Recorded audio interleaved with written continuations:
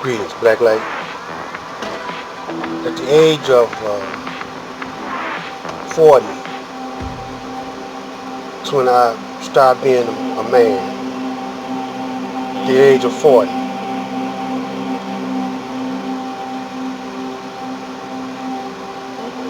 That's when I started becoming a man. That's when I took control of my grandmother's room and house. Started taking care of her. I had a family. I had two families, two sets. Started taking care of one,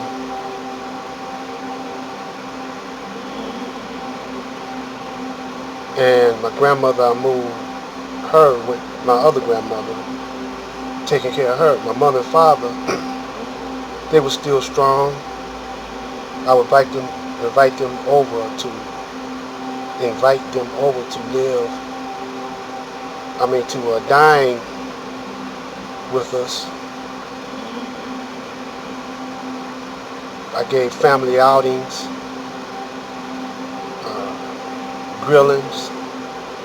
We grilled often in the backyard at Belle Isle Park. I invited my mother and my father for dinner, along with my other family, and started trying to be responsible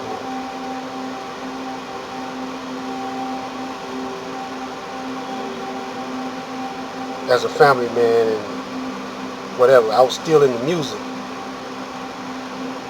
It was hard to get that music up. But coming up in Detroit in my early years, on some of the hardest streets, raised by Hastings, Mack Avenue, Jefferson, Van Dyke, Mount Elliott, Alexandrine, all over in there, Russell Street, Frederick, Farnsworth, Woodward, moved on the west side on Finkel, 2 blocks from Finkel on Wildermere, Dexter Avenue, Linwood, 12th, 14th, all over there, Philadelphia, Chicago, all over in that area, Broad Street, Joy Road. I hung out all over Detroit, Ferndale,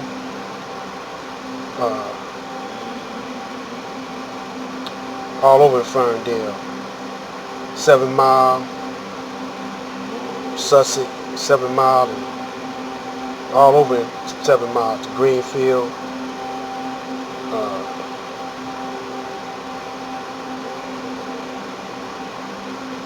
Rosedale, Archdale. So my uncle, 2 uncles, gangsters on the east side. 1 uncle, FOI, this is back in the 40s.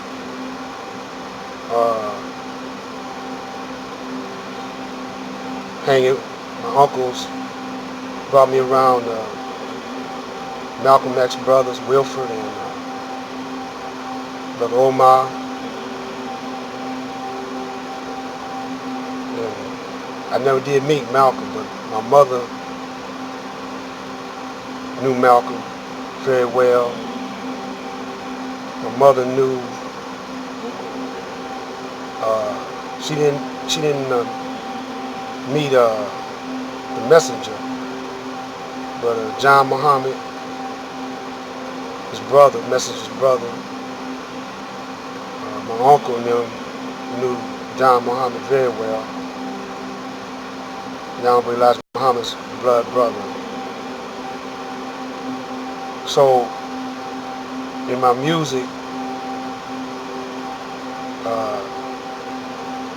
we played at the 20 Grand.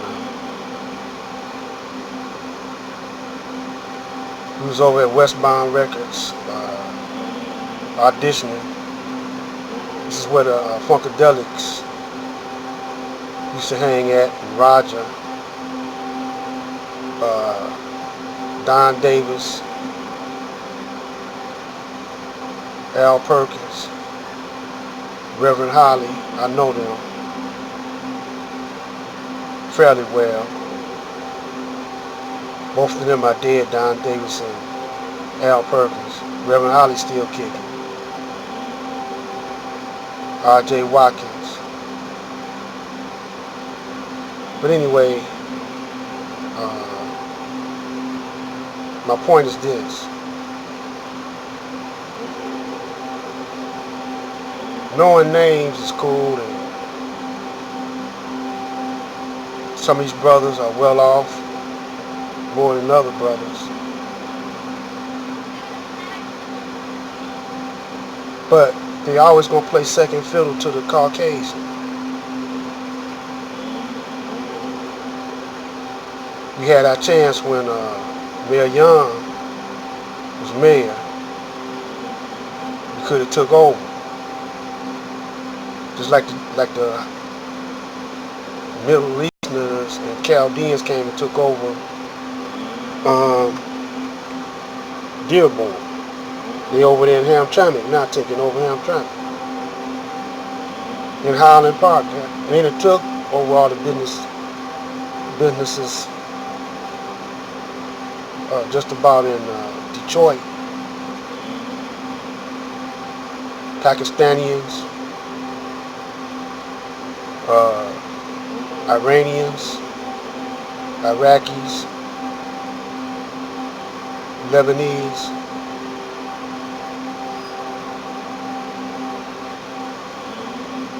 And we, the black men in Detroit, we still working at Fords and Chryslers, you know, Checkers, McDonald's, you know.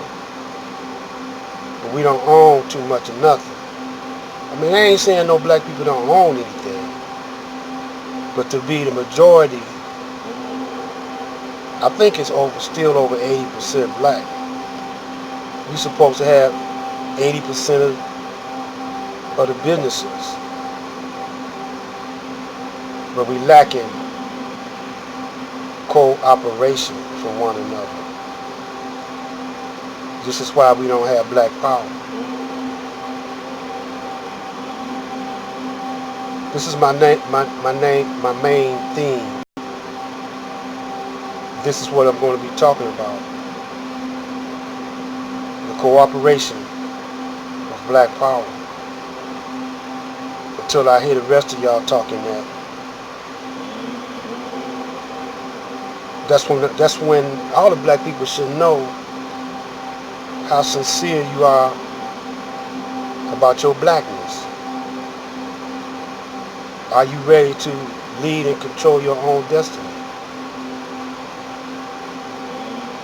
But until we start talking about cooperation, some brothers gonna come on YouTube and discourage you. It could be agents. But all we got to do is start talking about it more than myself. Quit talking about what the white man did and what he's doing. We got to start talking about, well, we can't quit talking about it, but we also got to start talking about what the black man is doing now. Like Janet Jackson said in her song, "What Have You Done For Me Lately?" Black light. Peace.